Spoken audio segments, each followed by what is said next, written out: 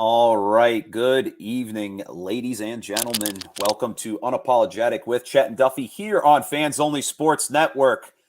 Just about time for first pitch here on the show. I'm your host, Chet, and then on my right here is my counterpart, Duffy. Duffy, how we doing today, man? Chet, I'm doing good, man. It's good to be back Monday night. Our new time for the summer For because the of summer. these busy work schedules we got nowadays in the summer. Yeah, absolutely. And I mean, it's definitely going to be a thing that will probably carry on until about August when when last year when we took the rest of our summer break here on the show. So we're going to keep things going. And then by the time the fall hits, football season, we'll be on every week once again, but we're going to keep it going weekly, I'd say for now, at a good pace. We can't be slacking anymore. Can't be slacking anymore. We're back. We were slacking a little bit before last week's show, but we're back. We got a guest today joining us this evening. Yeah, So, absolutely. Let's get him in here. topics. Ben Catino, another two podcast hosts here, honestly. You guys had your own show going for a little while, if I'm not mistaken. Yes, If I'm not sir. mistaken. Thanks for having me on today, boys. Of course, Pleasure. always welcome. But yeah, so our first topic right out of the gate, NBA Finals concluded just last week. Warriors took down the Celtics in 6 games. Final score of the last game, 103-90. It was definitely a tough pill to swallow for us Celtics fans. Little to no surprise, maybe for some Golden State Warriors fans, hoisting their 4th with Steph Curry at the helm of that team. Guys, what are your initial thoughts from this whole series? Ben, I'll let you start, man. As our guest this evening. I mean, I'm just extremely upset overall. I mean, to simply put it, it's just I feel like with this Celtics team, it's every single year we just have this repeating narrative where it's like, oh well, these guys are still young, they'll learn from this. And it's just like after that series, it just leaves me questioning like how many more years can we say this after the season? And the reason we do say it is because this team, this core of Brown, Tatum, and Smart that we've had such early success. I mean, Tatum's rookie year, we had Kyrie, yes, but he was hurt, and we still made it to the Eastern Conference Finals. So it's like when you have success early, you're held to that standard, and I just don't think they're meeting it right now. And I don't know how many more years I can be like, well, they're young, so they're gonna learn from this. I mean, as even just as Boston fan in general, we want championships. You know what I mean?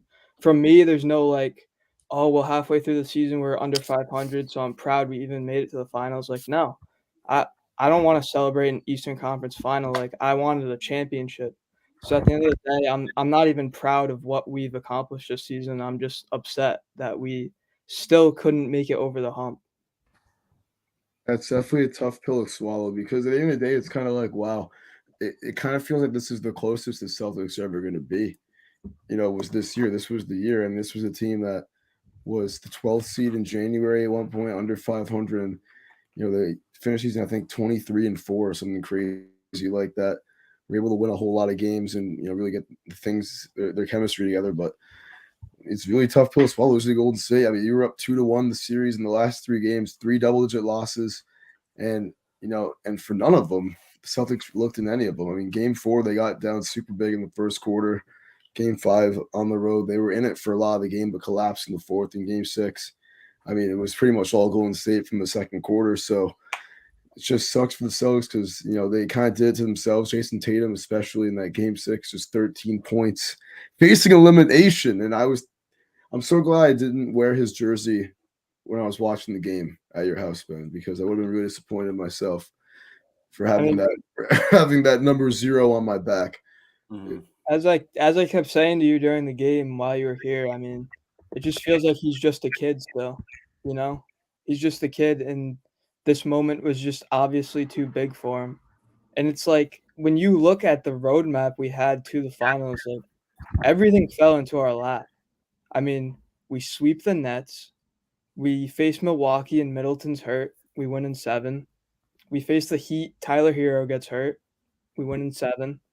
And then we make it to the finals, and ultimately the moment was too big for us. Apparently, after 2 game sevens, it's very confusing It's just the same narrative every time, and even in the Bucks and Heat series when we didn't have success, what was the reason?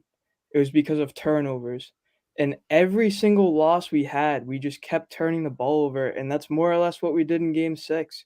I mean, in game 6, what was even more depressing as a fan was, like, it looked like we weren't even trying out there. I mean, it was seriously just an Yeah. awful all around from the Celtics.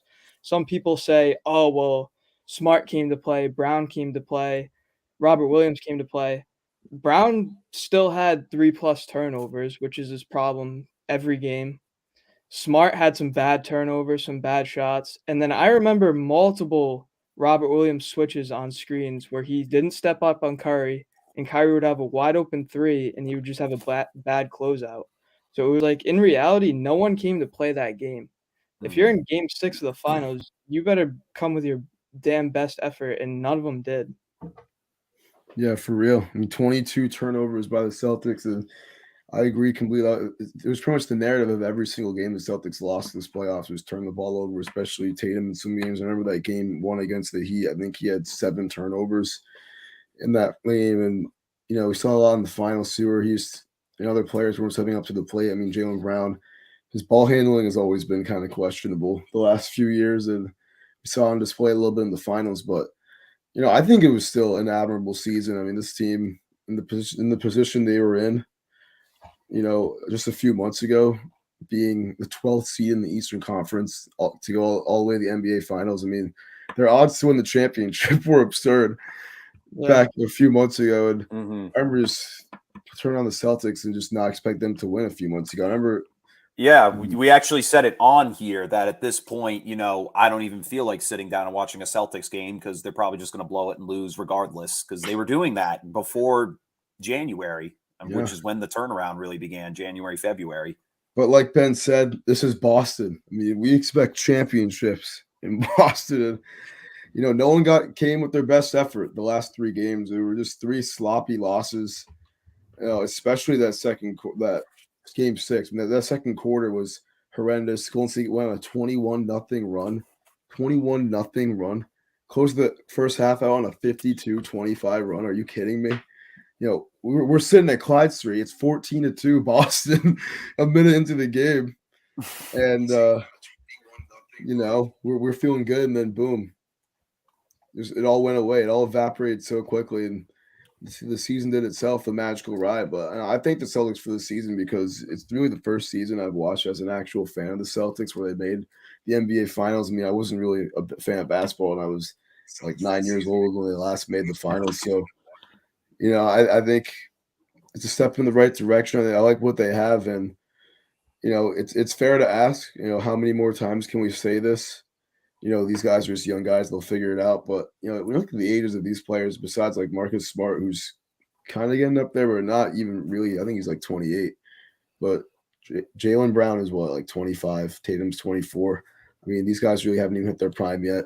They have a lot of time to develop, and I think if we have a chance to keep them under contract for the next 4 years or whatever, I mean, I think we take it. So. I guess my question out of this to you guys is, like, when is your breaking point? You know what I mean? Like how many more years can we just hope that they grow up? How many, I think like, max probably 2 seasons, maybe even just 1. for In all me, is honesty, like, if we don't win the finals next year, like, I'm okay with whatever happens, to be honest. Like, yeah, if we move off of Tatum or we move off of Brown, like, it is what it is at this point, because it's just it's a broken record at this point. mm-hmm. Every year we get very far and just ultimately can't get over that hump. Yeah. At the end of the day, as much as a rebuild would suck, it's like I'd rather be in a better place 5 years from now than just keep trying to hold on to this and maybe hope that the Celtics are finally going to do it. Yeah. I mean, I think what it comes down to is we did see sparks of Tatum stepping up and becoming the leader this season. However, he needs to show much bigger strides in the upcoming season and then potentially the season after that. But I think it really comes down to this upcoming season. If we can see that development and that leadership really step up going forward, otherwise you might have to consider selling him because he may not really be the leader that the Celtics need and that sort of thing. And I mean, same goes for Jaylen Brown. I mean, Jaylen Brown has had an excellent performance ever since he came to Boston. And I mean, for him, he's definitely a fringe number one, but mostly number two type of guy at the end of the day on the court. But it's going to come down to those two guys, really. I mean, Marcus Smart, as much as I like Marcus Smart, at times he makes stupid mistakes. He's made dumb passes, terrible shots, and it's just, I don't know. It comes down to the chemistry. Can these guys click in that chemistry, or do we need to bring someone else in, or do we need to get rid of everybody? For me, though, at the end of the day, to summarize all that up, I'd say you give them max 1 to 2 seasons to figure it out. And if you can't figure it out, if you lose in the first round of the next playoffs, or if you don't even make the postseason, I think that's when you start asking those hard questions. Do we start moving? I think 2 to 3 seasons. I could see a trade coming in the third season, midway through. But I mean, this is a team. We got to remember these guys beat a lot of good basketball players this postseason. They beat KD and the Nets, swept them out of the park. They beat the defending champion Bucks in 7. They beat the Miami Heat in 7. I mean, this team, I think they're still growing. They're still young. I think we're a free agent away from being a 60-win team next season. This Celtics squad in 2022, at least, not the first half of the year, but in 2022, they're nothing short of phenomenal. And they were probably the best team in the league the last 3 months of the regular season. So I think you wait it out at least a year. I mean, it also depends how bad the following year can be. I mean, we saw in 2020 the Celtics made the Eastern Conference Finals, and then in 2021 last year they're a team that's like the 7th seed, losing in 5 games to the Nets in the first round. So if it's a year like that, I think you blow it up kind of earlier. I don't think you wait 3 years to do it. But if this team makes it back to the Eastern Conference Finals, I wouldn't be surprised to see them wait another year. But this team, I keep saying this team, sorry, but Celtics right now, and unlike recent years, with the exception of last year, obviously, we have a much more aggressive general manager in Brad Stevens. So Danny Ainge wasn't really making some of the trades that Brad was making last year. I mean, the Al Horford trade was certainly questionable at first, giving up Moses Brown in a pick, but it worked out in the end. Celtics won that trade by a lot. Trading Dennis Schroeder too, and getting Derek White midway through the season. I think it's inevitable that the Celtics and their fan base, they're going to see changes these upcoming years. So, to answer your question, Ben, I just don't think that. I think it's going to happen anyways, whether it be 1 year, 2 years, or 3 years. There's going to be some moves this offseason for sure. I think Brad Stevens going to be a little bit aggressive, trying to make this roster even better because this team was so close. We saw how close they were, and one more piece could be the difference between being forgotten and being in the history books. Yeah, it's definitely some good points there. And I think something that we should segue into a little bit and discuss a bit was the stat I found that actually one of my friends found for me and told me to mention on the show tonight. It's comparing the stats between LeBron James's first NBA Finals appearance and Tatum's. When you look at those stats right here, which I'm pulling up right now, for LeBron James in his first, which was against the series in 2007, scoring 22 points per game. Jason Tatum against the Warriors had 22.3 points per game. In terms of field goal percentage, LeBron had 35.6, Tatum with 34.1. And then on three-pointers, this one was a big one, 20% for LeBron, 45.2% for Tatum. Some interesting stats that really mirror very closely together. Mirror kind of closely. I mean, sure. I've seen stats like that everywhere too, and Tatum's obsession with Kobe, and he had like the same field goal percentage as Kobe too. But my thing about these stats is Tatum he's not that guy. He's not LeBron, and he's not like Kobe. And exactly. To be quite frank with you, and this is coming from a Celtics fan, he's not even close. So at the end of the day, yeah, I get a lot of stars struggle in their first finals. The moment is probably too big for them, but it's not like a guarantee the Celtics are Yeah. gonna make it back, you know? Like, Mhm. the Heat are gonna get a star this offseason. KD and Kyrie now seem to be going their separate ways from the Nets. I don't know if you saw those reports today, but Yeah, that was kind of I don't know if something they're signing Kyrie, and then who knows if KD is gonna wanna get yeah. traded. That seemed like something that the Nets were kind of talking about after that playoff series as it was. And I mean, that's what ESPN was kind of going over, basically being like, I mean, these two just don't seem like they mesh well at all. That's Yeah. probably going to be what's getting done this offseason. Yeah, Yeah. it's like I don't even know if the Celtics will make it back within the next 5 years, you know? So, I mean, those stats are fun and stuff, but Yeah. I would never compare Tatum to LeBron or Kobe. Fun stats for sure. I wouldn't compare him either, but Yeah. also a different era of basketball. I mean, that was LeBron, his first finals, a very good defensive San Antonio Spurs team that, with LeBron's first ever squad he made the finals, but that team was terrible. I mean, the second best player was probably Ilgauskas or Mo Williams, maybe. I mean, I think Tatum scoring 22 points per game is much less is much worse than LeBron only scoring 22 points a game against that San Antonio Spurs squad with the supporting cast he had. I mean, you were lucky to score like 80 points per game against the Spurs team in the playoffs back then. So, Yeah. Because Tatum's not that guy though. I agree with Ben. And I said it right when it happened. I think one of the first things we said when the buzzer sounded was he's just not that guy. I mean, we were all pretty pissed off, but about to go to bed / go home. But at the end of the day, I mean, we all kind of agreed he's not that guy. And I think he could be that guy. But right now, he's still young. He's 24. I know that we keep saying it, but I think he's going to be a Celtic for a long time. And I think we're going to have to just accept it for what it is at this point. Yeah. It's just kind of one of those things where it is what it is. And I mean, we've But he is basically. kind of that guy. He beat Giannis in a playoff series. That was pretty fire. Yeah. I think though, if the Bucks had Chris Middleton, I think we still would have lost. In all honesty, I No. think the thing with Tatum is he has all the skill in the world. I think his ceiling is no one knows his ceiling truly, but at the end of the day, he wears his heart in his sleeve, and his body language is his biggest problem. I mean, when this guy misses a couple of shots or he doesn't get a call or something, he just shows it. He starts bitching to the ref, flailing his arms all over the like. That's not a leader to me, and I think people get in his head too much, and that's ultimately what brings him down is his mental abilities and not his physical abilities, to be honest. I agree. We've talked about that on TJ and B before, I think last year. But it's true. He's I kind of mean, like you know, acting kind of light skin out there. yeah.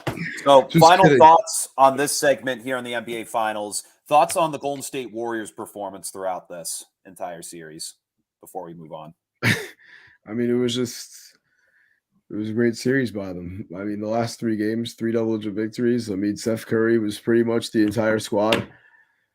Averaged like 34 a game. Without Steph Curry, they'll win that series. Obviously, they probably won't win a game, but Warriors stepped up when they had to. They, went on big runs that changed the course of the last 3 games of that series, and good for them. Shout out to them. And Draymond Green just keeps talking on the web. So Still. And yeah, that's a stat you kind of want to look at in terms of the series leaders. Steph Curry, 31.2 points per game to Tatum's 21.5 points per game. So that really shows who kind of came to play and who didn't. Yeah, I It mean, it is. was just one of the biggest gut punches in the world watching the Warriors just kind of toy with us the whole series because, like, not only am I a diehard Celtics fan, but like I'm also a huge LeBron guy. Like, I think he's the GOAT. And like I had to watch LeBron lose to them multiple times, and like I already like didn't like the Warriors from all those series, and then to just see them beat the Celtics was just that much worse, honestly. Yeah, it hurts a lot, especially to lose to Golden State, like you But said, man. I mean, gotta No give one credit wants to where lose to credit's Golden due. State. Gotta give credit where credit's due. I think Steph Curry's the best point guard of all time now. I think it's a little ridiculous that they're already talking about retiring his number when he's still playing. It's like, can you just let the guy play his career out? Like, I get it. He is literally the best Golden State Warrior player ever, but chill. Like, who said they should retire his number? What's that? People were saying they should retire his number. Yeah, people were saying that like literally a few days after the series was over that they were talking about it. I'm like, dude, chill. Like, he literally it's like Tom Brady in New England. Like, obviously they're gonna retire it, but like he's still playing, you know. Yeah. He got his number retired by his college the other day, though. Who, Curry? Yeah, because he finally graduated. Because he finally graduated. Yeah. Good for him, huh? Yeah. Yeah, a lot of players do that really towards the tail. Well, like once they're in the league, because they get drafted like when they're a junior. They still have to finish their classes. All those prereqs, man. Come on. All right. Mickey. So, any final thoughts before we move on? Hey, if they did it again, Celtics in 4. Yeah, I don't know about that one. Yeah, it's a very bold take. Because we got lucky game 1 too. Game 1 was a fluke. The only game we really won was game 3. Yeah. But it is what it is. All right. So now moving into the NFL subsection, we haven't really gotten to cover the NFL in quite some time. I believe the last time we did was around the draft, and that's kind of where things fell off. But kind of getting back into it, a lot of news circulating around the Cleveland Browns recently, more specifically with Deshaun Watson. The league right now, in terms of looking at that whole trade that panned out and that huge contract he signed once he made it to Cleveland, the NFL would argue for a significant suspension of Deshaun Watson. And it would probably be likely 1 full season of a suspension, which is kind of interesting considering he already spent the last season suspended by not playing a single game for the Houston Texans. But the league is kind of, yeah. So, I mean, kind of coming into it, Duffy, you and I on this show have literally talked so much crap, not even crap, just like facts about why Deshaun Watson's just a crappy person. Like he really is. Yeah. I mean, do you agree? Do you guys agree that the league should really go after him despite being benched an entire season last year? Yeah, he's got to be suspended at least a season. I mean, this guy's a serial rapist. I mean, let's be honest. I hate to say it. I don't hate to say it. Only in case this gets taken down because I said that, but I don't think it would. But, the New York Times article, 66 different women. It said he, at least, greater than or equal to 66 women that he hit up for massages. And he said here on the text, I mean, that is unbelievable. His lawyer even said, I was watching this YouTube short, and it was like his lawyer's getting interviewed by one of the local radios, I think in Cleveland. And then he goes, it's not legal to have a happy ending. You know? What? It's not illegal to have a happy ending. What? He's saying such a dumb thing to say. Yeah, like just kind of exposing Deshaun Watson there, but not suspicious at all. I mean, I hate all these hype beasts now in the Instagram comments who are now finally realizing it. Even when he got signed by the Browns 2 days afterwards, and everyone was like, "He's an innocent man. He looks really sorry." I mean, I just couldn't believe a second of it, and I've been on this train for the whole way. I think we all have, and I'm glad the New York Times did their magic as they usually do, putting in some good investigations. It's gonna be awkward now for the Baker Mayfield situation, but yeah, I'd love to hear you guys say about. I'd love to hear you guys' Deshaun Watson takes. I think he's got to be suspended at least 1 year. At least 1 year, dude. I mean, like the situation is so confusing because, like, what the hell is going on? Like, I feel like this is a situation where they're trying so hard to like sweep this under the rug, but it's so preposterous and out of control at this point that it's like you can't, because there's like how many you guys had 60 something? I thought it was like 20 something women. Yeah, it was like 18. I don't the know number keeps going up. it doesn't. A suspension might not even matter. Like, is this guy gonna be in a jail cell in a couple months? Like, what the hell's going on? Like, when is there gonna be a verdict on this? Like, I don't know. I feel like no one knows anything, and they're just trying to sweep it under the rug, but it's so ridiculous that they can't. I think he's Yeah. just a sex addict. I mean, it even says in here that he faces 24 active civil lawsuits by women accusing him of sexual misconduct, and the allegations include making inappropriate comments, exposing himself, and forcing his penis on women's hands during massage therapy sessions. This is coming from the Washington Post. I mean, just to like hear that and see 24, and you guys are saying 60. The number, like, not saying it's fluctuating, there's just weird things going on here, but like you said, Ben, it's just preposterous and kind of like it's just all there. And it's crazy that they still think they can kind of just like get away with it because he's a superstar athlete. And I feel like this is kind of the thing that the NFL needs to take in terms of action, to be like, we can't let another player like this get away with it. So I think at this point, I agree with Duffy that a full season is due for a suspension.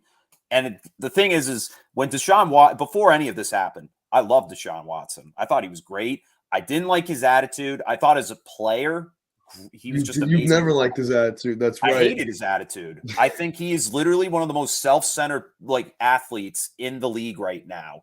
I just remember, I always go back to that win that they had over the Buffalo Bills when Josh Allen was in his rookie season in the wild card round. They asked him, "Oh, how did you guys do it and put it together?" He's like, man, I just really rallied the team, and it was just all about him.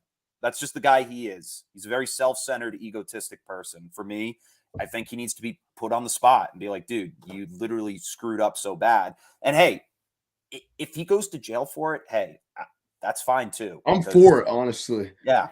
It's a lot of women. I mean, I feel like any regular person would. Yeah, because it's like 15-year-old male on Instagram. I don't care that you're like so good at like do that. You can't. Like, it's like, oh, he plays professional football. That's fine. I know. You get a pass. I don't understand the situation at all. Like, yeah, it's very, very, very confusing. Dude, you can go on my Facebook. I literally wrote the day after the Browns signed him. The Browns signing him to a fully guaranteed deal is probably like my most sad moment as a sports fan ever. And here we go. Less than 2 months later. This guy is, he's kind of fucked. Let's be honest. He's going to jail. He has to, right? He needs to. Like, there's no, I mean, Michael Vick went to jail, but yeah. But then the worst part about this for me too is the Texans, I think, handled it perfectly because they didn't bro. This, okay, hear me out. Because they enabled him to be in contact with all these massage therapists, bro. That part, absolutely not. But what I'm saying is in terms of handling getting him off their team, because they did not want anything to do with him. Yeah. Hence why they put him on the bench. And when when they were like, okay, he's going to get traded, when those started circulating, Deshaun Watson handled it. The Texans didn't. He decided where he wanted to go because the Texans were like, we're not going to just shop him. You're going to have to try and get off the team yourself. That sort of thing is what I'm trying to get at. And then the Cleveland Browns, I think they're so stupid because it makes the franchise itself look very shitty for making this move because it's basically saying, oh, yeah, we're totally fine with having this guy come on our team considering all the stuff he's done because that's how that's how desperate we are. We're so desperate to give the boot to Baker Mayfield, which we'll get to in a moment because that really upsets me how they've treated him. And they don't do anything to get rid of him until after they get Deshaun Watson on the team. I mean, maybe Baker has another year on as the starting quarterback of the Browns. I mean, yeah, they got themselves in a pretty sticky situation here because I guarantee you one thing. If Baker plays for the Browns this year, I think he's going to absolutely go off. And then it leaves you have a guy with a fully guaranteed contract sitting on your bench for next year. Baker's still going to be under contract with a lot of guaranteed money. And yeah, he can be up for trade, but teams will be like, well, we're not going to give you what you want because at the end of the day, eventually Baker's going to leave or he'd probably just like sit out next year. and then they're still paying him, and the team can just wait for him to eventually. So like they'd have to trade Baker for cheap. Yeah. So it's like I think the Browns need to trade Baker because you kind of can't put yourself in that scenario where like if he does play well, like you're still gonna have to trade him for cheap because it won't matter. Yeah. The Browns will need to trade Baker more than a team will need to trade for Baker, if that makes sense. Or they'll need to Yeah. trade Baker more than a team will need to trade for him. You know, we've kind of seen it this offseason too with all the quarterback movement around the league, like Matt Ryan, Russell Wilson. Like no one wants Baker Mayfield. I mean, they were settling going in the draft. The Atlanta Falcons, you know, that they were almost the team. Which to me is really to sad. get Deshaun Watson. It's so sad. What is? That nobody would have thought, hey, Baker Mayfield. It's like, I think people just feel look at bad his for Baker Mayfield. Do you feel bad for BakerMayfield? He has I do. disciplinary issues, bro. He's not a good I leader. think, He's a good quarterback. I think He's not a teams are good just leader. stupid, bro. He's a damn good quarterback in my opinion. I think he's a good quarterback. I think he's underrated as a quarterback and overrated as a quarterback. But I think most of the issues that stem from Baker Mayfield being the Browns quarterback in the future is his personality and the way he handles criticism. That's what a lot of tabloids say. I mean, you can't really always trust the media, but I think he's a job somewhere. I think he's better than Drew Lock. Produced, you know. He should be the starting quarterback for the Seahawks, bro. Over Drew Lock. Yeah, I mean, yeah.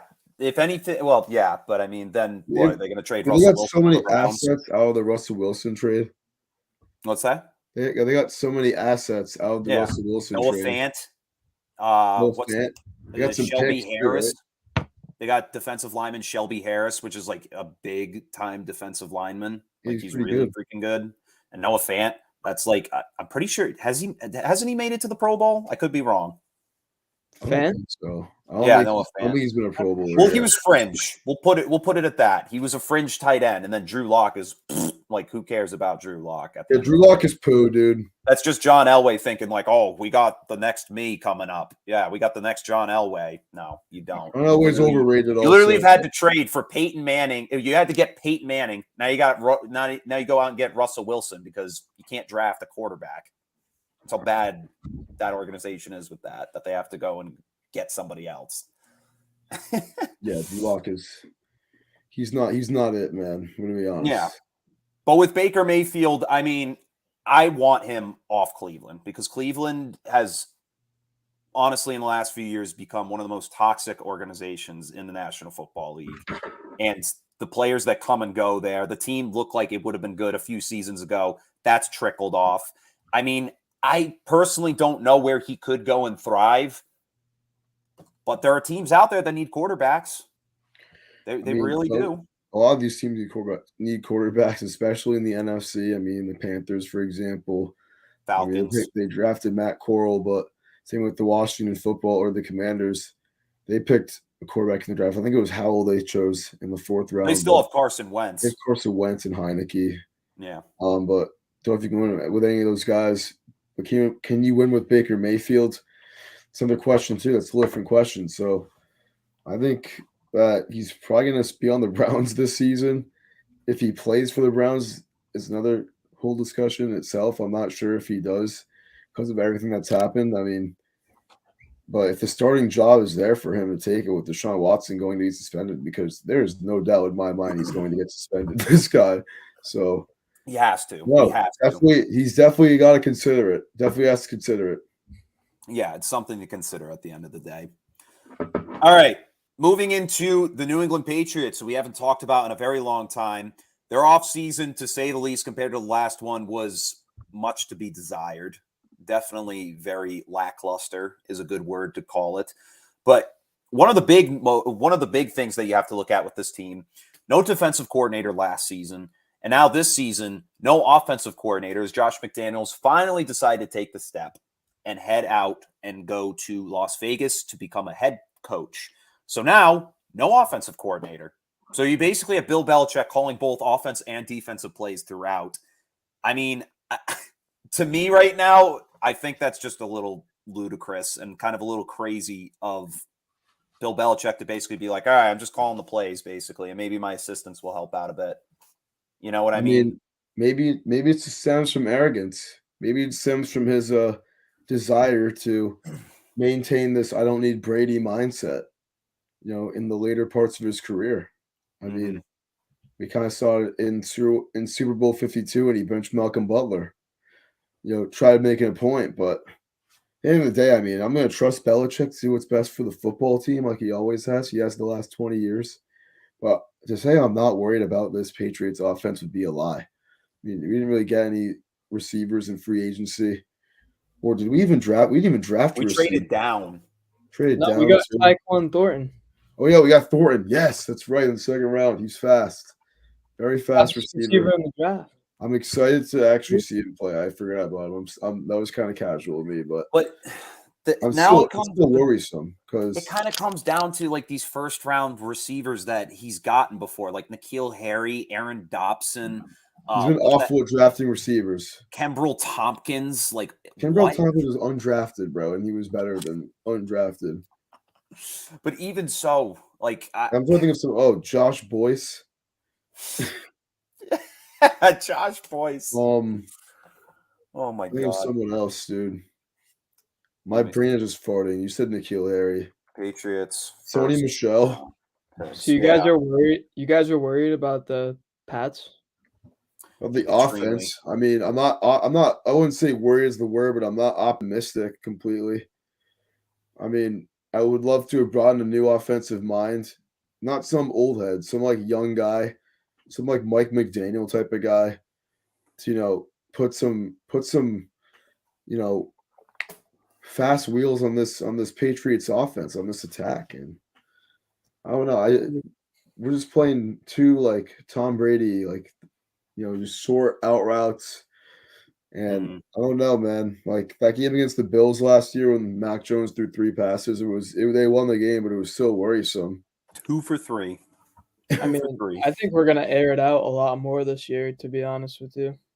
Even in the I've been listening to like a little bit of coverage on like the mini camp and stuff, and obviously it's mini camp, but a lot of people are saying we were pushing it down the field a lot more, and I think that ultimately, the whole offensive coordinator situation, I think it just shows the trust that Bill has in Mac. I think he's kind of already handing the reins over to him, and I think we're going to see Mac call a lot of plays himself this year and kind of fully take control of this offense as his. And Yeah. I think he's gonna have a huge year this year, to be like completely honest with you. I think he's gonna throw like over 4,000 yards and really show that he is the best QB in that draft last year. Well, I did text you the other day. I said Mac is throwing for 4,500 this year. I totally think it's possible. I really do. 17 games too. Never know. Yeah, and I mean Mac Jones, that we've seen in reports, he's getting there before even the coaches show up just to watch film and to get himself on track. And it just sounds like, based on reports that we've been hearing, he's really trying to step up and become that leader, kind of fill in the shoes that this organization is known for. Is the quarterback has been the true leader of this team ever since Tom Brady walked in. Maybe even you could say when Drew Bledsoe was there at the time, because Bledsoe actually had a pretty good grasp on that team. He did lead them to a Super Bowl when he was there. However, this season's definitely going to tell a lot of where this team's going.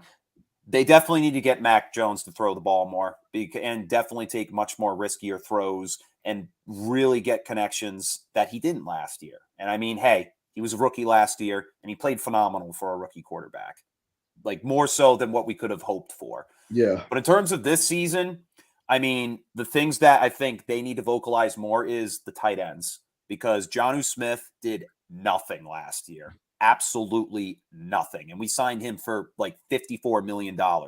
Hunter Henry had himself a good season. Big red zone threat, had 9-10 touchdowns on the year. Something like that, yeah. He was a good fantasy tight end, bro. Like, he really was. Yeah. And then the receiving core, Kendrick Bourne, a solid year. He had some big games and that sort of thing. But I think for me right now with this offense is they need a number one wideout. That's something they haven't had in a very long time. You could say Julian Edelman was a number one, but honestly, I don't think, no. In terms of what the NFL is, what we see in a number one wide receiver, we haven't had a number one guy since Wes Welker, maybe even Randy Moss for that matter. So this team, it needs a weapon going forward. They can't really do much now since the offseason's at an end, ever since the draft ended and that sort of thing.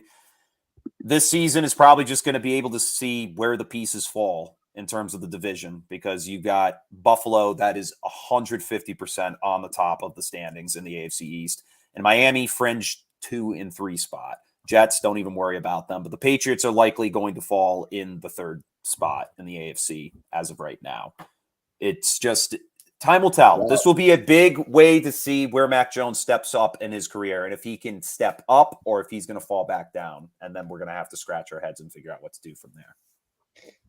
No, I love hearing all the takes on the Patriots, because it's just, at the end of the day, if I really had to give my prediction, it's just gonna be the same as every year, man. We're gonna start off probably like 1-2, and then by week 10, you're gonna be seeing on SportsCenter, oh, are the Patriots dark horses for the Super Bowl? I mean, it happens every year, dude. Yeah, it does happen every year. We have the best coach in the league, like, and every single year he produces. I mean, even when we had Cam Newton, we were 2 plays away from being 9-7 instead of 7-9.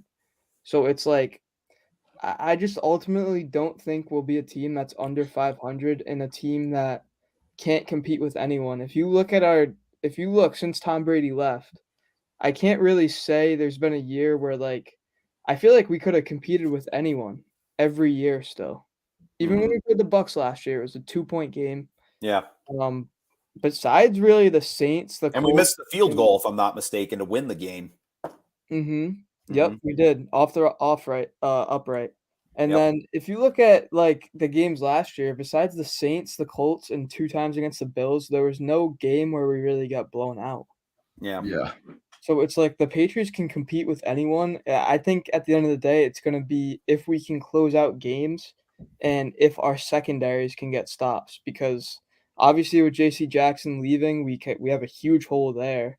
So it's like at the end of the day, we can either lose games like we did against Dallas, where CeeDee Lamb busts open for a 60-yard TD, or if our secondary step up, I think that's going to be the deciding factor to the season, is can we get stops? Yeah. Very true.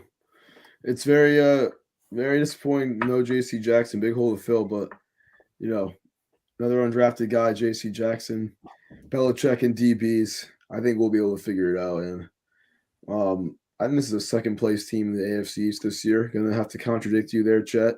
We have to tell the Buffalo, obviously. I mean, Buffalo's just a different breed. If we're going to be completely 100% telling the truth here.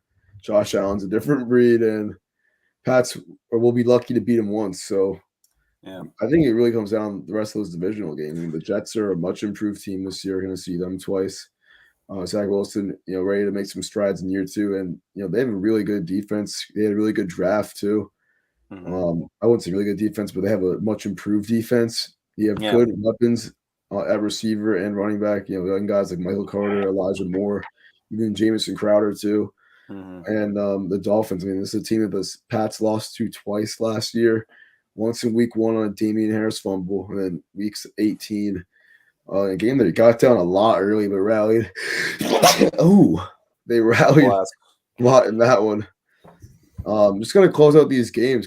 Win divisional games. Only went 3-3 in the division last year, and in the AFC, which is a really, really good conference this year.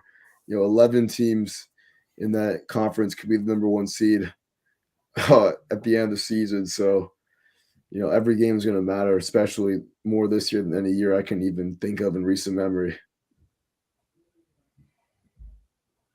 Yeah, and I mean, when like you said, when I look at Miami, this was a team that a few years ago put a lot of money into their free agency pool just to get themselves a good team, and they ended up missing the playoffs. So I mean, for them, they went out, they got Tyreek Hill, they got Raheem Mostert, they got I'm trying to think who else they did. They got so many people on offense because they had a stat where they were like, oh, this is one of the fastest offenses in the league because all of their 40-yard dashes are around like 4 minutes and 30. Well, 430. That's the number I'm looking for in seconds.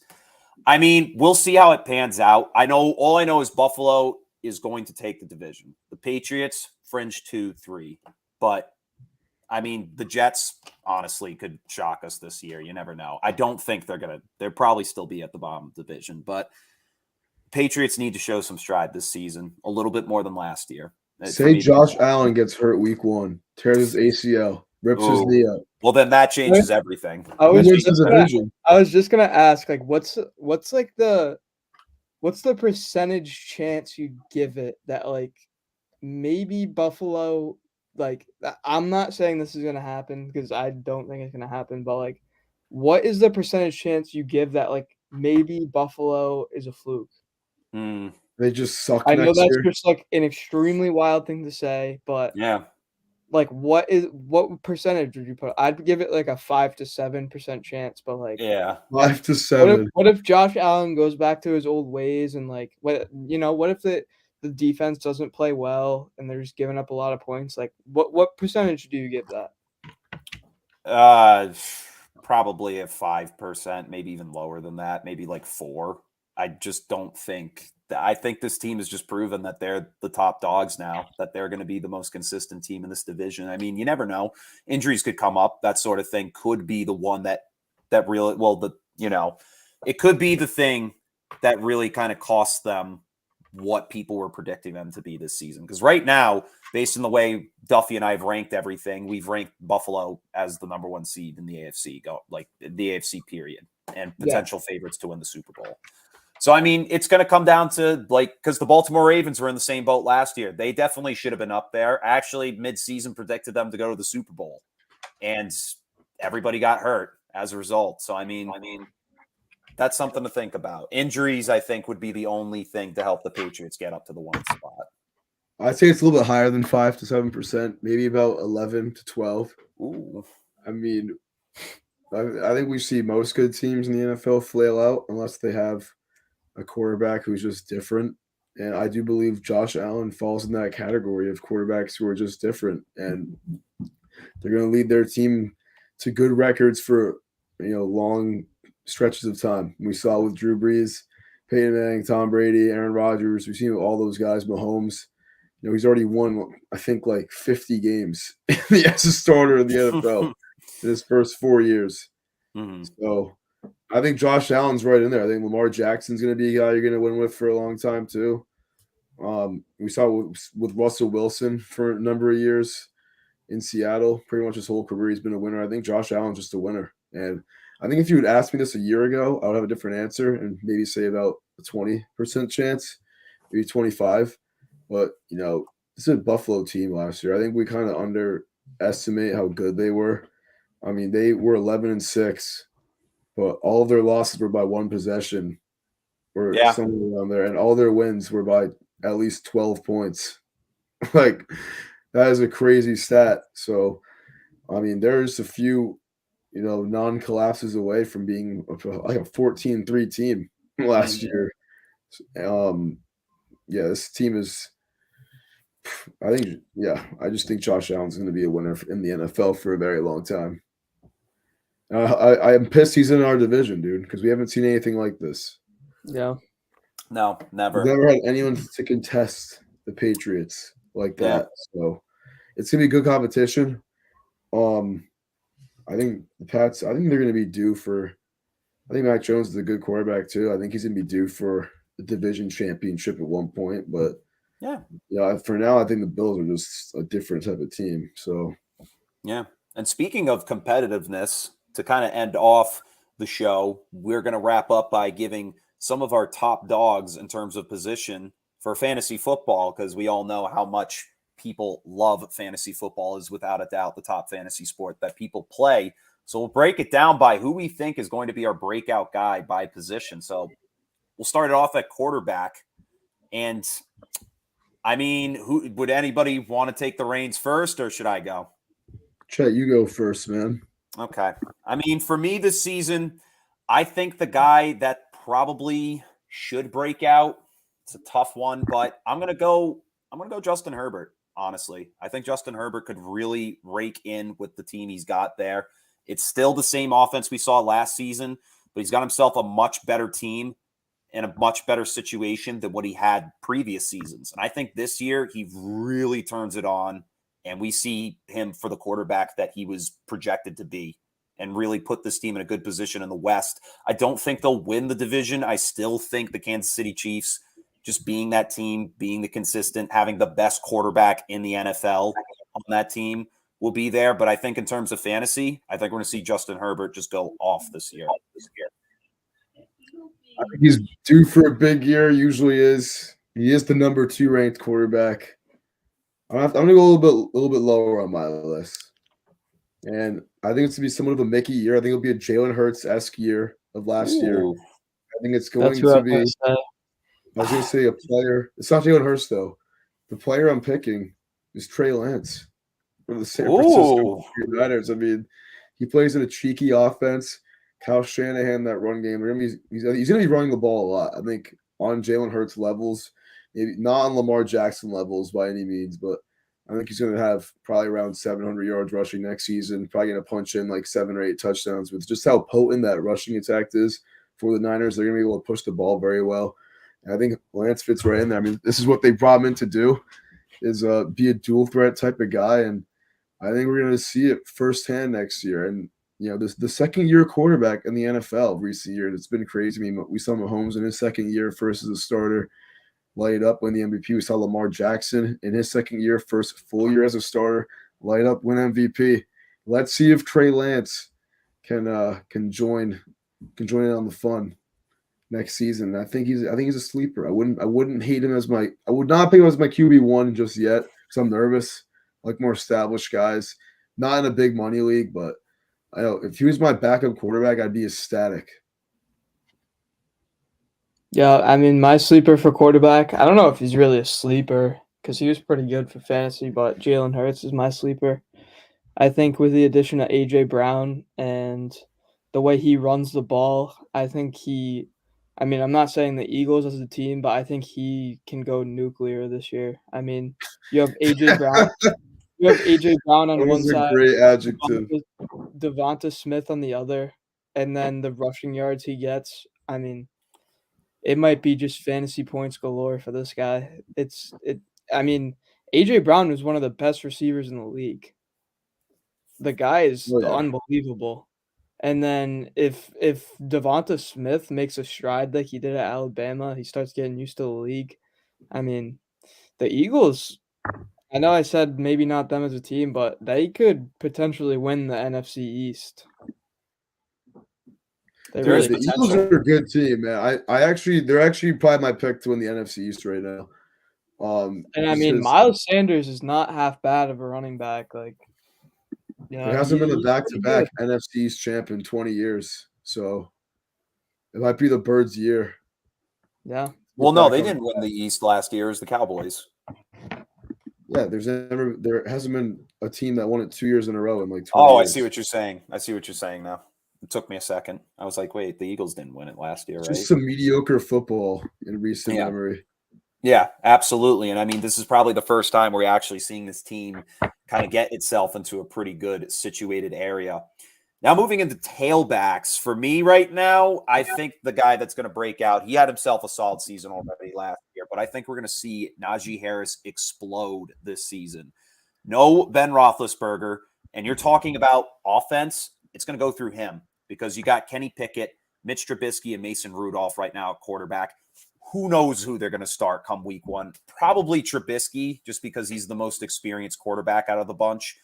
But Najee Harris, weighing 243 this past offseason, he gained at least 40 pounds, maybe even, he gained at least, I think, 30 to 25 pounds, weighing around the same weight that primetime Jerome Bettis was weighing on the Pittsburgh Steelers at that time. The bus, Yeah, the bus, bro. The bus. Like, dude, that's what I'm talking about in terms of a back that's trying to get better, get bulkier. We can see that he's already able to catch the ball effectively and running the ball. He can truck guys, but putting on those pounds, bro, he is going to be an absolute unit at the running back position. So for me, my pick right out of the gate this year, a top fantasy running back, Najee Harris. I like that, especially with the inexperienced quarterbacks. A little bit, or the no establishment at quarterback. It's a good pick, Chet. I'm gonna go down a different alley. I think this is a good RB2/flex pick. Exploding in his first real year on the field, and there's been a lot of talk about him being kind of a dual threat type of running back, and that's Travis Etienne for the Jacksonville Jaguars. Played college ball with Trevor Lawrence at Clemson. Can you guys hear and see me? You're lagging Oh, right now. I think you're back. Go ahead and talk. Am I back? All right, I can hear you. Okay, I'm back. Yeah, you're good. You're good. All right, Travis Etienne played college football at Clemson with Trevor Lawrence. I've seen a lot of stuff about him. I want to be a dual threat guy. I know any Jacksonville player is a tough fantasy pick, but It is. sometimes they just have these years where, they want to revolve the offense around one guy. I mean, I think James Robinson's a good running back, but they picked Etienne the first round for a reason. Sure, it was Urban Meyer. I know he did. He's not, but I think he could be solid. I think a PPR back. I think he's gonna get a lot of touches out of the backfield. Maybe like a Shane Vereen type of guy, but more explosive. Yeah, it could be good. A Gio Bernard type of guy too. But I think he'll be better. Yeah, I think a sleeper at tailback for me is gonna be I don't know if it's a sleeper, but it's kind of like if you're looking to draft a wide receiver or tight end, like a Cooper Kupp or a Travis Kelce, and then you're looking to get a running back one on the swing around, I'd say Joe Mixon for me. Now, my reasoning for that is because the Bengals got huge upgrades on their O-line, and everyone's saying, oh, Joe Burrow's finally protected, Jamar Chase, T. Higgins, Tyler Boyd, so everyone thinks he's going to air it out. But Joe Mixon was still one of the top running backs last year. I believe he was top 5 in rushing yards. Had a huge fantasy year, and I think he's going to do even better this year. I mean, yeah, I had him on my team. It is true Joe Burrow is going to be protected, but that also helps Joe Mixon. I mean, the better the line, the better you're going to rush the ball. So I think Joe Mixon is a pretty high tier running back one that's going to slip into the second round in most 10, 12 man leagues. Yeah, some good points there. Joe Mixon was huge last year for me in my fantasy championship win, I got to say, over Tim here. Yeah, damn. I'm not talking about it right now. Well, yeah, no, I'm not going to say it. Anyways, looking into the wide receiver position right now, it's tough because there's a lot of big names out here that you could really look at and kind of circle and say this guy's going to go off. It's really tough because I was going to go that route. It's really tough, honestly, to think about it. You know what? I'm just going to play it safe and go with it. I'm going to go with another Bengals player. I'm going to go with Jamar Chase. Jamar Chase last year, I mean, he was already one of the top 10, maybe top 5 wide receivers mid-season. I think we're going to see it basically be consistent this year and just have him go off once again because Joe Burrow and his connection, it's just there. It's money. It's everything you could ask for. The chemistry's there. They know how to find each other. It could be like the Patrick Mahomes, Tyreek Hill type connection, maybe even the Tom Brady, Randy Moss connection. It's just that good. We saw it in the playoffs. We saw it throughout the regular season. Give me Jamar Chase. He's definitely a guy you want to circle and go hard for in the first round. Yeah, man. He is it. He is him, Jamar Chase. Sorry, I was being kind of cringe there, but yeah, Jamar Chase is going to have a big year, especially with Joe Burrow as his quarterback. But he's going to have a bigger year than Jamar Chase. Is a guy who is actually no, I'm not going to say it, everybody. I was going to troll it. I was going to troll and say Chase Claypool because he said he was top 3 today. But of course he did. I'm not going to say that. I'm going to say Michael Pittman Jr. for the Indianapolis Colts. Ooh, I like Pittman that Jr., his third quarterback in 3 years. He's coming off a 1,000-yard season last year. I think this is his best quarterback he's had. Matt Ryan in the new system, or same system, new quarterback. But, Ryan's going to throw Michael Pittman dots. I mean, Michael Pittman He's going to be the recipient of a lot of those 50-50 balls that Ryan likes to throw for his big guy, kind of like with Julio Jones. And I think we're going to see him explode and have the best year of his career this year and go off for double-digit touchdowns. And he's going to help a good Colts team. All right. You want to hear my sleeper? Go for it. And this is like another guy I think is going to go nuclear. Scary Terry McLaurin out of Washington. Scary Terry. I love Terry. I mean, this guy has been such a good receiver the past 2 years. I feel like he's very underrated. He's not talked about as much as he should. And you look at his stats, they're amazing. But what's even more amazing is if you look at the quarterbacks that have been throwing to him. You got Dwayne Haskins, you got Kyle Allen, you got Taylor Heineke, Ryan Fitzpatrick. I mean, now he's got Carson Wentz, who is not afraid to throw the ball. I mean, this guy, he can kind of air it out, Carson Wentz. It's definitely the best quarterback Terry McLaurin has played with, and I think he's just going to get at least 7 to 10 receptions a game and just absolutely go off. I can see double-digit touchdowns for him. And yeah, I think he's going to be a guy that also kind of slips into the second, third round that is a very viable wide receiver one for a 10 to 12 man league team. Scary Terry. I think it's pretty underrated with Carson Wentz going to Washington. He's going to get 2 revenge games a year against the Eagles. Yeah. You said you were betting on him when they play the Eagles. I'm betting a lot of money on. We can't talk about betting really, but I don't even care. I'm putting the mortgage on Washington that week. The mortgage on it. It's gonna be Monday Night Football easily. Yeah, I don't even know when they're playing. Show me games between the Washington Commanders and Philadelphia Eagles in 2022.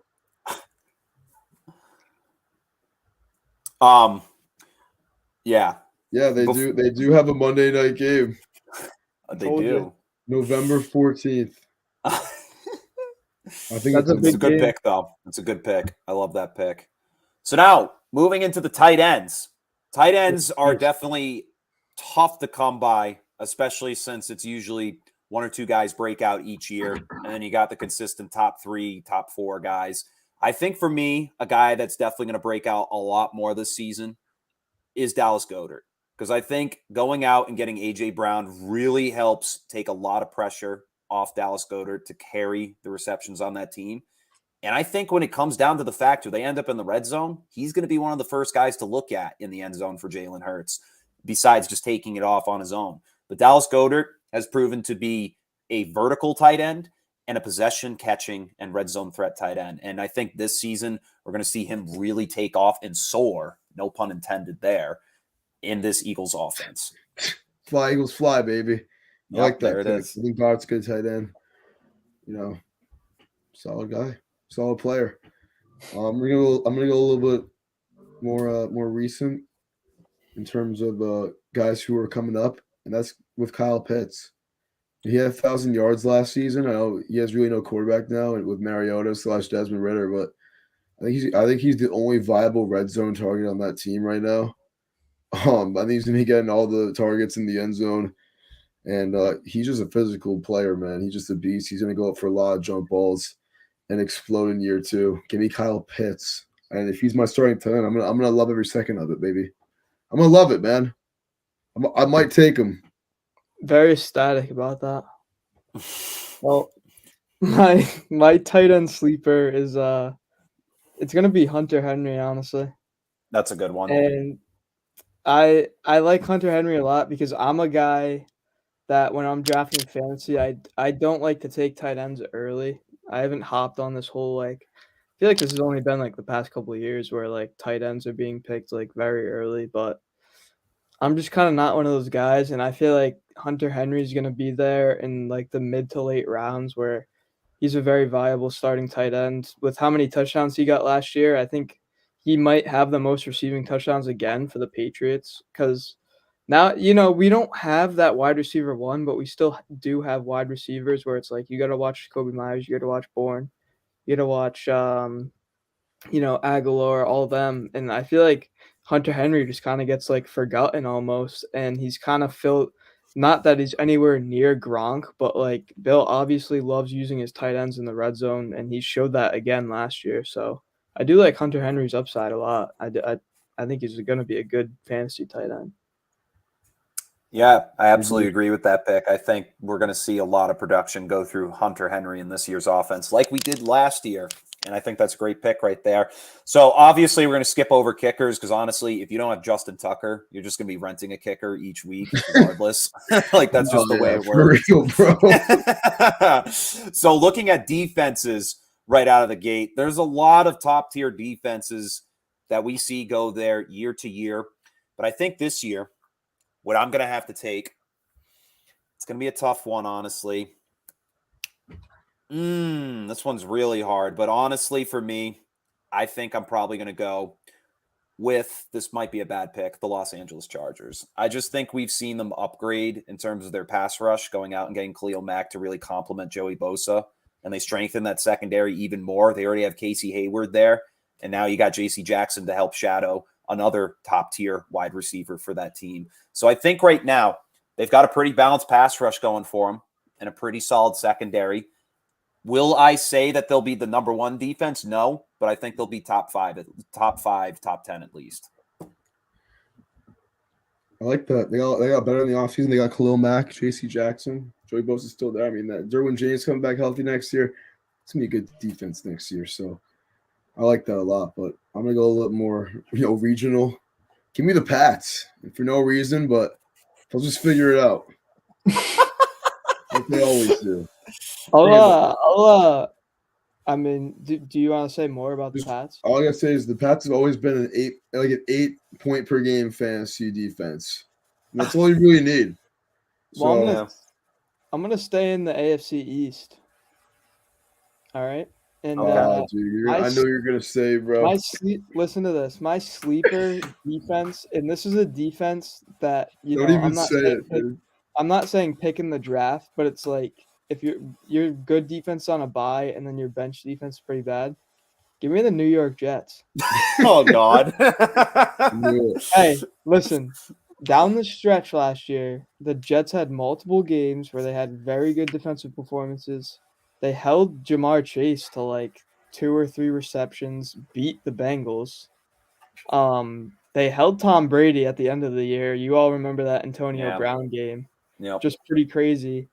And they also kind of held their own against the Jets against the Bills in the last game of the year. So now you add Ahmad Gardner. Their secondary played well last year. You add the best corner in the draft. They have a pretty good young defensive line too, I do gotta say.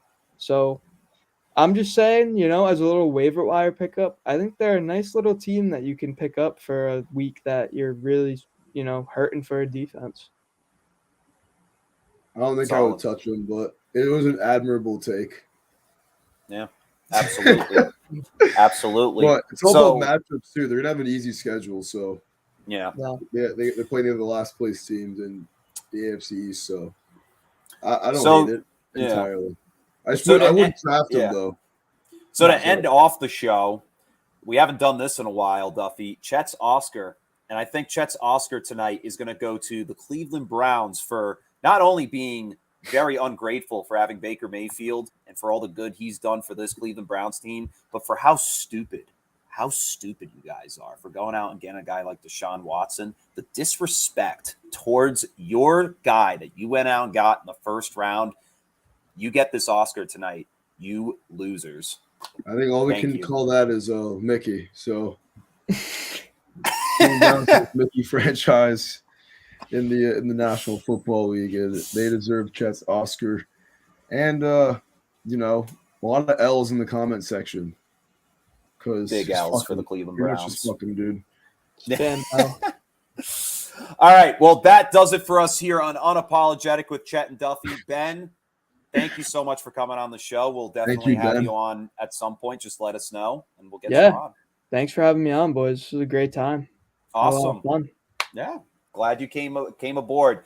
Thank you all for tuning in once again. This is Chet signing off alongside Duffy, and we will catch you all on next week's episode, 7 p.m. sharp, here Monday on Fans Only Sports Network. Thank you all for tuning in, and as always, Go Pats. Pats. Go Pats, baby. Go Pats. Peace. Peace.